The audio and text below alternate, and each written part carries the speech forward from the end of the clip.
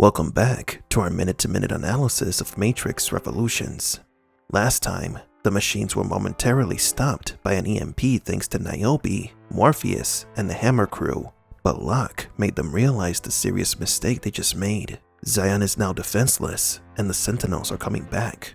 Now Morpheus will have to explain to the Zion Council where Neo is. Welcome to Matrix Explained.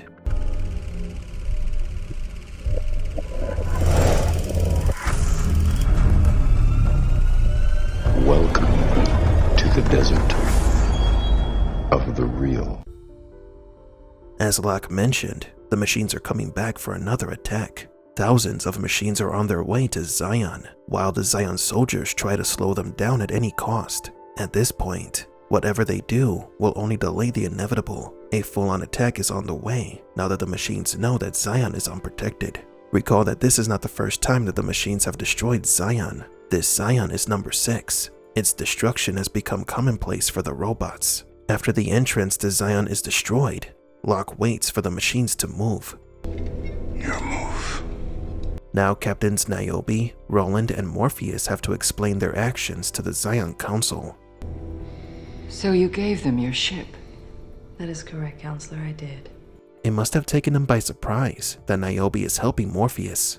After all, Morpheus and Niobe were an item years ago, but the Oracle filled Morpheus' mind with the prophecy of the One, which led him to become obsessed, and thus why Niobe left Morpheus. As we have explained before, Niobe is a rational character who does not let her emotions get the better of her. But what led Niobe to change her attitude and give her ship to Neo? The answers to these questions can be found in the conversation between her and the Oracle in Enter the Matrix. The same one you yourself will have to make. The choice to help Neo or not. Then Neo is alive. Yes. He touched the source and separated his mind from his body. Now he lies trapped in a place between your world and ours. Can we free him? Trinity can. But she will have to fight her way through hell to do it. Can I help? That's why I called. I cannot tell you what is going to happen. All I can do is hope that if you are given the chance, you will find the courage to do what you can. You once told me you knew everything you needed to. I do. I knew everything from the beginning of this path to the end. I don't understand. Even I can't see beyond the end. The end. Are you trying to tell me the world is going to end? Yes. If we cannot save it, it will end. The Oracle warns Niobe that the end is coming. Generally, the Oracle is ambiguous with her words, but with Niobe, she knows that the captain is smart and rational, and that speaking in riddles will not work with Niobe. The Oracle had to be direct about the approaching danger, which is why Niobe helped Neo. The Council then questions Neo's actions, and Roland labeled him as crazy. But what hope can a single vessel have against their entire defense system? None. It's completely impossible, but he wouldn't listen. He wouldn't even take any ammunition. He was totally out of his goddamn mind. In this scene, Roland plays the skeptic and Niobe the new believer. Now it is Morpheus' turn to talk. No, he wasn't. Neo is doing what he believes he must do. I don't know if what he's doing is right. I don't know if he'll reach the Machine City. And if he does, I don't know what he can do to save us. In what little he speaks, he says that he doesn't know multiple times. This is a stark contrast to his character from the first 2 movies. In the first movie, Morpheus is the one who had all the answers. He was the leader of the Red Pills, the enlightened one. But at the end of the second movie, Neo reveals to Morpheus that everything he had believed in, the prophecy, as well as his belief in the Oracle, were lies. It was a lie, Morpheus. The prophecy was a lie.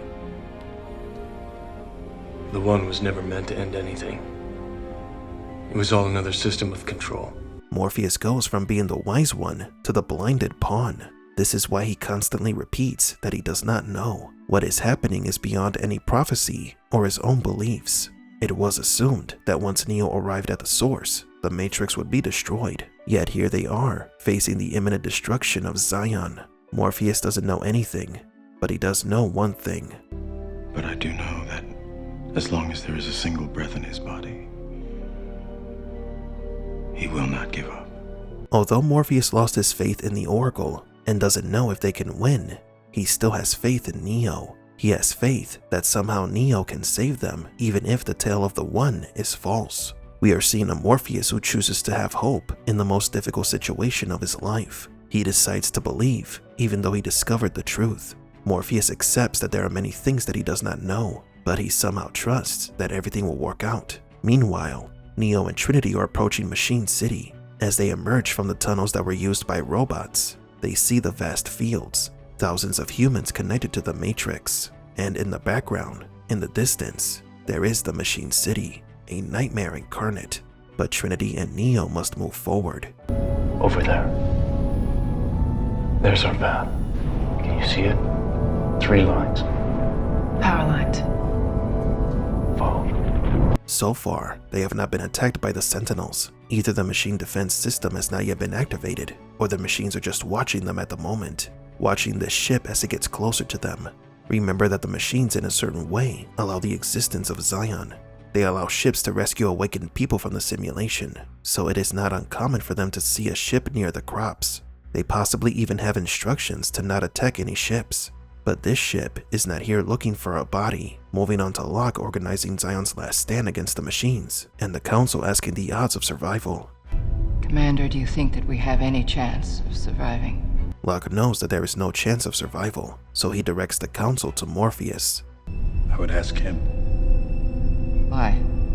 because he's the one who believes in miracles. It is not that Locke now believes in the One or miracles. He says to ask Morpheus because he believes that Morpheus has made all the wrong decisions and that the destruction of Zion is imminent. Morpheus doubts. Perhaps the miracle that they are desperately hoping for will not happen. Trinity and Neo follow the main power lines to the city, and they are detected. If you tell me we'll make it, I'll believe you. We'll make it.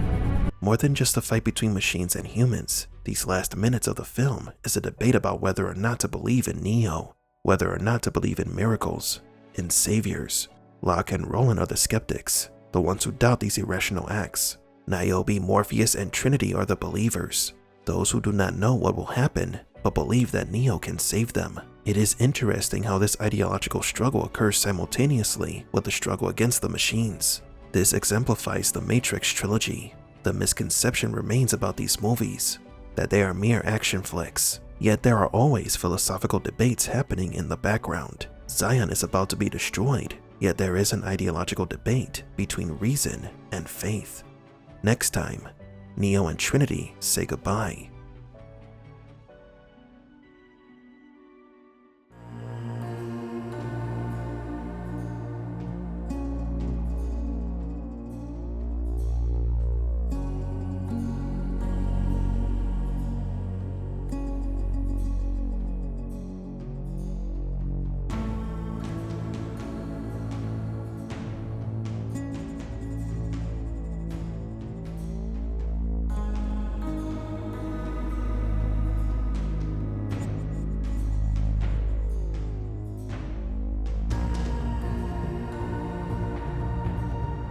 For Matrix Explained, please leave a like and subscribe.